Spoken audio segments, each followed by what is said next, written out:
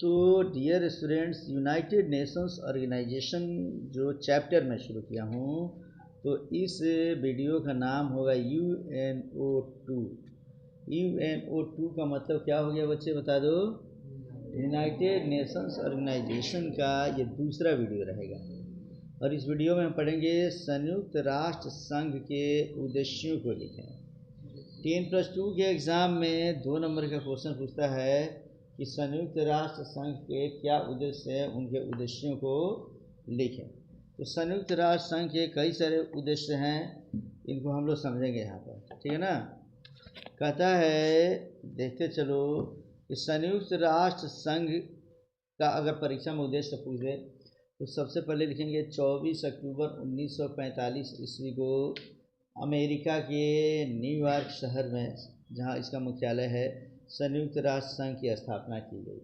संयुक्त राष्ट्र संघ की स्थापना जब की गई, 50 संस्थापक सदस्य थे, जिसमें भी 193 सदस्य हैं, और इसका मूल उद्देश्य निम्नलिखित है। डायरेक्ट हम नहीं लिखेंगे, थोड़ी सी भूमिका बनेंगे तब लिखेंगे। पहला क्या है जी, तो इसका पहला नंबर में हम लिखेंगे कि संयुक्त राष्ट्र संघ पहला उद्देश्य है कि अंतर्राष्ट्रीय शांति एवं सुरक्षा को बनाए रखना। यानी संयुक्त राष्ट्र संघ ये चाहता है कि अंतर्राष्ट्रीय शांति और सुरक्षा बनी रहे, विश्व में कोई भी देश एक दूसरे पे आक्रमण न करे, शांत रहे और स्वयं सुरक्षित रहे और दूसरे को भी सुरक्षा प्रदान करे। तो पहला उद्देश्य समझ में आ गया बच्चे। पहला उद्देश्य जब समझ में आ गया, अच्छा मैं अभी पढ़ा रहा हूँ जा। दूसरा उद्देश्य इसका हमारा है बच्चे कि शांतिपूर्ण तरीके से, खूब बढ़िया समझना, शांतिपूर्ण तरीके से अंतर्राष्ट्रीय विवादों को सुलझाना। अर्थात विश्व का अगर 2 देश आपस में झगड़ा कर लेता है तो संयुक्त राष्ट्र संघ कहता है कि शांतिपूर्ण तरीके से आप आपस में बैठ जाइए और अपना जो भी विवाद है उसको बैठकर बातचीत से क्या कीजिए, सुलझाइए, ना कि आक्रमण करके सुलझाइए, ठीक है ना। तीसरा उद्देश्य है कि विभिन्न राष्ट्रों के बीच संबंधों एवं सहयोग में वृद्धि करना। माने जो भी विभिन्न राष्ट्र है एक दूसरे के साथ संबंध बनाइए। संबंध कैसे बनता है बच्चा, बातचीत से और लेन देन से। समझ में आ गया ना जी। कुछ आप हमको दे दीजिए, कुछ मैं आपको दे दूं, हम लोग कुछ बातचीत करें तो इससे संबंध बनता है। आ रहा समझ में ना। और सहयोग की भावना, माने बीच संबंध तो बनाना है, साथ में क्या करना है जी, सहयोग में भी वृद्धि करना है, संबंध में भी वृद्धि। तो सहयोग की भावना माने जब भी किसी देश से मिले तो ये सोचे कि उस देश का अवनति ना हो, उस देश में भी समझो कि आर्थिक रूप से, सामाजिक रूप से सब लोग ठीक हों, ठीक है ना जी। हमें अगर लगे कि हमारे मित्र राष्ट्र को कष्ट हो रहा है तो हम उसको सहयोग करें। मान लो कि हमारा बगल का पड़ोसी मुल्क, मान लो बर्मा है, अगर बर्मा में भूकंप आ गया तो हम क्या करेंगे, खाने पीने रहने की राशन हम अपने देश से इकट्ठा कर उस देश में भेज दें। तो हो सकता है किसी दिन हमारे देश में अगर ऐसा आ जाए तो वो भी तो भेजेगा ना बच्चा। तो ये काम भी क्या चाहता है संयुक्त राष्ट्र संघ का मूल उद्देश्य। चौथा उद्देश्य क्या है, राष्ट्रों के बीच मैत्रीपूर्ण संबंधों को बनाए रखना। माने जो भी राष्ट्र है सब एक दूसरे के साथ मित्रवत व्यवहार कीजिए। अब मित्र कभी भी किसी मित्र का अहित नहीं चाहता है। समझ में आ गया ना जी। अगर हम मित्रवत भावना रखे हुए, सहयोग की भावना रखे हुए, बातचीत बच्चे से कर रहे हैं तो अंतर्राष्ट्रीय शांति ऑटोमेटिक बनी रहेगी बच्चे। और पांचवा जो इसका है बच्चा मूल मुद्दा, वो समझेंगे हम लोग। 5वें नंबर में कहता है कि विश्व की आर्थिक, सामाजिक तथा सांस्कृतिक समस्याओं के समाधान हेतु अंतर्राष्ट्रीय सहयोग प्राप्त करना। आर्थिक, सामाजिक और सांस्कृतिक, पहले भी मैं पढ़ाया था बच्चे। आर्थिक का मतलब होता है रुपया पैसा से संबंधित। विश्व का मान लो कोई देश, जैसे भारत देश गया और हमारे देश के प्रधानमंत्री वहाँ जाकर बोले कि भाई बड़ी गरीबी है हमारे यहाँ, बड़ा थोड़ा सा दिक्कत है, जनसंख्या बढ़ गया है, तो संयुक्त राष्ट्र संघ आर्थिक रूप से हमारे भारत को मदद करता है। जितने भी स्कूल के टीचर्स जो होते हैं उनके पेमेंट में उनका सहयोग होता है बच्चे। डॉक्टर के पेमेंट में सहयोग होता है। जो हॉस्पिटल चलता है वो संयुक्त राष्ट्र संघ की मदद से चलता है बच्चे। मिड डे मील की योजना जो होती है ये वहाँ तक संयुक्त राष्ट्र संघ का पैसा आता है बच्चे। आंगनबाड़ी वगैरह जो खोला गया है तुम्हारे बगल में एकदम, किसी भी प्रेग्नेंट महिला को समझो कि जो दाल मिल जाता है, अंडे मिल जाते हैं, बाकी कुछ पैसे मिल जाते हैं, ये सब में संयुक्त राष्ट्र संघ आर्थिक रूप से मदद करता है।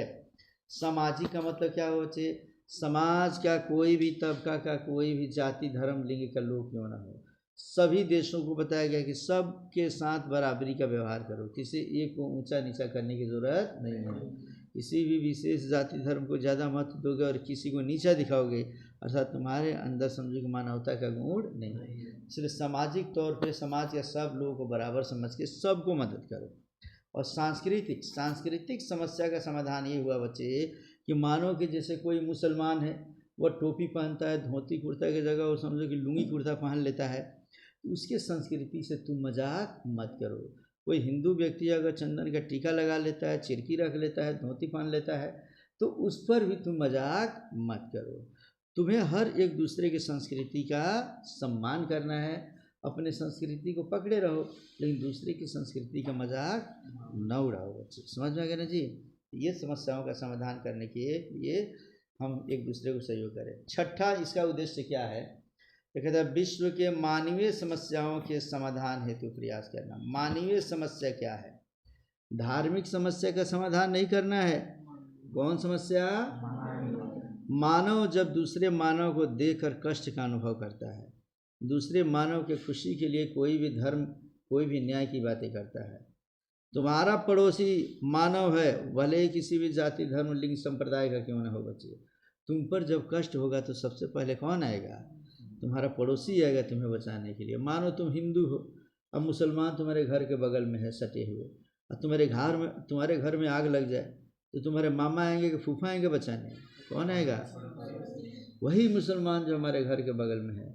ऐसे ही कोई मुसलमान हो, उसके घर में अगर किसी मान लो हिंदू का घर है, तो उसे चाहिए कि सबसे पहले हम अपने हिंदू भाई का ख्याल रखें, क्योंकि जब भी कष्ट होगा, जब भी बुखार लग जाएगा, जब भी मिर्गी उपटेगा, जब भी हार्ट अटैक हो जाएगा बच्चे, तो कौन आएगा? वो बगल का मानो ही आएगा। मामा फूफा जीजा नहीं आएंगे बच्चे। आते आते पता चलेगा राम नाम सत्य हो गया तुम्हारा। समझ गया ना? इसीलिए कहते हैं कि मानवीय समस्या के समाधान हेतु प्रयास करना चाहिए। समझ गए बच्चे? और अंतिम इसका है कि उपर्युक्त सभी उद्देश्य की प्राप्ति तथा सभी राष्ट्रों के बीच समन्वय स्थापित करने का प्रयास करना चाहिए। मैंने ऊपर जो हम 5-6 ठो जो ये उद्देश्य हम बताए हैं, उन उद्देश्यों की पूर्ति करना है। साथ ही कोशिश करना है कि सभी राष्ट्रों के बीच समन्वय स्थापित हो, मैंने समान रूप से कि भाई जैसा देश तुम्हारा वैसा देश मेरा।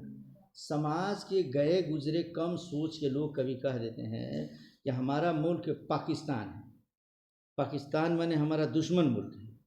अरे दुश्मन है या दोस्त है? समन्वय का मतलब कि जब हम उसको सम्मान नहीं देंगे तो वो हमें सम्मान देगा? नहीं देगा बच्चे। मानो हम ताकतवर हैं, हम उसको 20 लाठी मार देंगे तो वो भी तो 5 लाठी मारेगा। 5 लाठी हमारे ही घर परिवार आसपास पड़ोस के लोगों को मारेगा। तो हम काम ही क्यों करें कि हम दूसरे को मारें या खुद भी मार खाएं?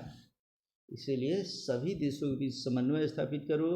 जाति के आधार पे, धर्म के आधार पे, लिंग के आधार पे, संप्रदाय के आधार पे भेदभाव न करो और सबको समझो। और हमारे उपदेश में जो बताया गया ना, अयम निज परोवेति गणना लग चेत साम उदार चरिता नाम तु वसुधैव कुटुम्बकम, यह नीति है संयुक्त राष्ट्र संघ के बच्चे। यह मेरा है, अयम निज परोवेति, वह तेरा, गणना लघु चेत साम, ऐसी गणना, ऐसी विचार जो होता है ना, लघु चेत साम माने लघु चेतना वाले लोगों के पास, तुच्छ हृदय, बहुत कम छोटा दिल जो रखता है ना, वो ऐसा सोचता है।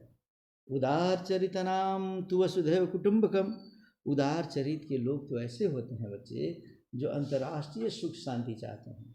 उनको पूरा संसार वसुधैव कुटुम्बकम, पूरी वसुधा, पूरी पृथ्वी उनको अपना कुटुंब लगता है, परिवार लगता है। तो जब हम सोचेंगे हम अमेरिका, ब्रिटेन, फ्रांस, जर्मनी का जब समझ लो बच्चे हम सम्मान करेंगे तो वह भी भारत का सम्मान करेगा। हम अगर मान लो कि अगर किसी ब्रिटेन के, किसी अमेरिका के किसी देवी देवता को देखकर अगर हंस दे तो वो भी तो भारत के देवी देवता को देखकर हंस दे, मानव है या बानर इसका देवता है, देख लो, तो वो भी हंसेगा बच्चे। इसलिए हमें किसी दूसरे के जाति धर्म के लोग पर हंसना नहीं है, तभी दूसरा भी हमारे देश को देखकर हंसेगा नहीं। ये है संयुक्त राष्ट्र संघ के उद्देश्य। तो ये 5-6 उद्देश्य जो है सभी लिख लोगे बच्चे, लिख लेना। अब यूएनओ का पार्ट 3 हम शुरू करेंगे एक एक करके। संयुक्त राष्ट्र संघ महासभा अगले वीडियो में पढ़ेंगे हम लोग। नाम होगा अगले वीडियो का क्या, यूएनओ 3। संयुक्त राष्ट्र संघ का महासभा क्या है, सुरक्षा परिषद क्या है, आर्थिक एवं न्याय परिषद क्या है, ठीक है ना, न्यायालय क्या है, सचिवालय क्या है, हम एक एक करके पढ़ेंगे। ठीक है, मिलते हैं नेक्स्ट वीडियो में।